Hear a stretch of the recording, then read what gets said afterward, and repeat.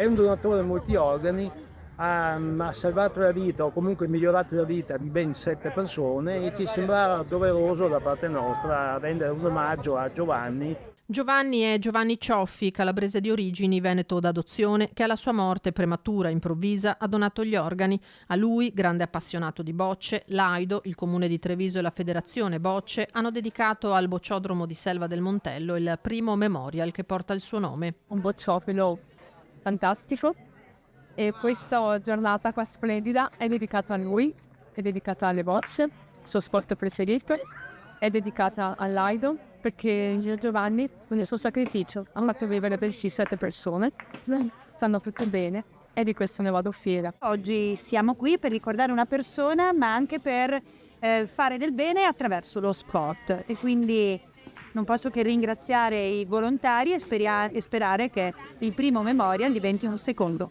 memorial. Un momento per promuovere anche la grande passione di Giovanni, le bocce, in particolare tra i ragazzi. Non è solo un memorial per ricordare una figura scomparsa prematuramente, ma è anche una manifestazione per una divulgazione, per una promozione del nostro sport nel quale crediamo, soprattutto a livello giovanile. 3 differenti campi attrezzati per le gare, uno spazio per la pétanque con un campione nazionale della disciplina, Massimo Comazzetto. In Veneto è poco conosciuto, più conosciuto nelle regioni ai confini con la Francia come Piemonte e Liguria. È uno sport adatto a tutti, a tutte le età, ma soprattutto ai bambini, perché è uno sport che si apprende velocemente, è uno sport divertente, è uno sport che dura poco a livello di tempistica e è uno sport che si può fare insieme agli amici. E io sono sicura che lassù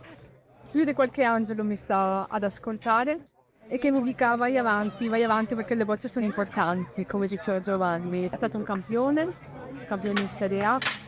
Giovanni era tutta la mia vita, lo sarà sempre e io con questo sport spero di riuscire a mandare avanti tante cose, tante donazioni, insomma spero che tutto sia bello.